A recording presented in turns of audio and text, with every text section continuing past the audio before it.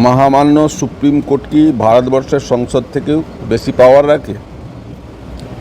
এর একটা উদাহরণ আমরা পেলাম তামিলনাড়ুর একটা কেসে। মহামান্য সুপ্রিম কোর্ট যে জাজমেন্ট দিয়েছে সেটাতে ভারতবর্ষের সংসদ তথা ভারতবর্ষের রাষ্ট্রপতি, যিনি ভারতবর্ষের ফার্স্ট ম্যান, তারও ক্ষমতা খর্ব করে একটি আইন সুপ্রিম কোর্টের নির্দেশে, যে জাজমেন্টে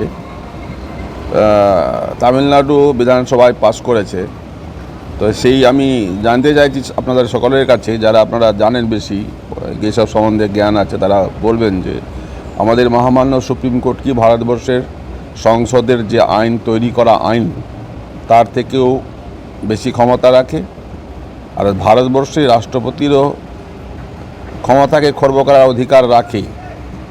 এটাকে আপনারা জানেন? যদি জানেন তো এর সম্বন্ধে কিছু জানাবেন। আমি এই ইদানিংকালে একটা ঘটনা ঘটেছে, সেই ঘটনা আপনাকে উদাহরণ দিলাম। তামিলনাড়ুর সংসদে বিধানসভায় পাস হওয়া আইনকে রাষ্ট্রপতির সই না হওয়া অবস্থাতেই সেটাকে সুপ্রিম কোর্ট পাস করিয়ে দিয়েছেন, আইনে পরিণত করিয়ে দিয়েছেন জাজমেন্ট দিয়ে। এটাই আলোচনা করলাম, দেখবেন আপনারা।